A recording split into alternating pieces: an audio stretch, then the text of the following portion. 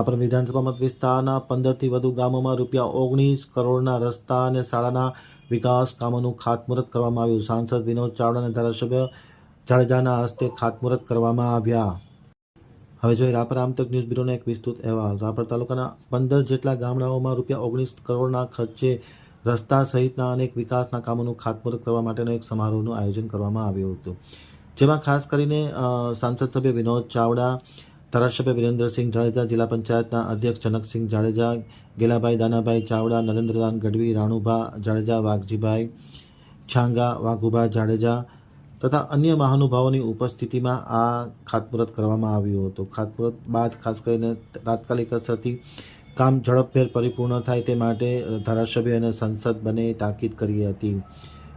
આ કાર્યક્રમમાં સૌપ્રથમ મહેમાનોનું સ્વાગત કરવામાં આવ્યું હતું. ત્યારબાદ શાળાની બાળાઓએ સ્વાગત ગીત રજૂ કર્યું હતું અને ત્યારબાદ ₹19 કરોડના ખર્ચે રસ્તા, શાળા સહિતના વિવિધ વિકાસ કામોનું રાપરના ધારાસભ્ય અને કચ્છ જિલ્લા રાજપૂત ક્ષત્રિય સમાજના પ્રમુખ વિરેન્દ્રસિંહ જાડેજા અને સાંસદ વિનોદ ચાવડાના હસ્તે શાસ્ત્રોક્ત મંત્રોચ્ચાર સાથે ખાતમુહૂર્ત કરવામાં આવ્યું હતું. આ પ્રસંગે યોજાયેલા કાર્યક્રમોમાં સાંસદે જણાવ્યું હતું કે 1 જાન્યુઆરી પછી લાકડીયામાં 20 કરોડના કામોનું પણ ખાતમુહૂર્ત કરવામાં આવશે.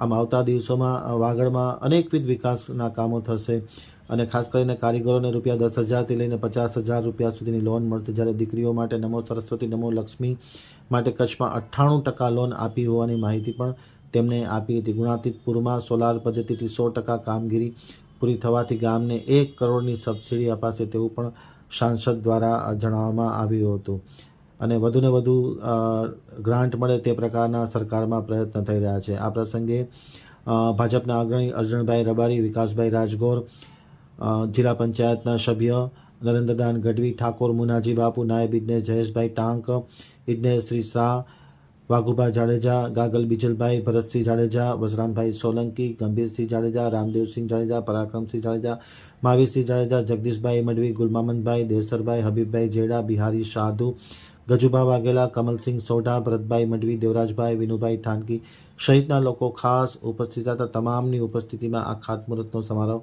સંપન્ન થયો હતો.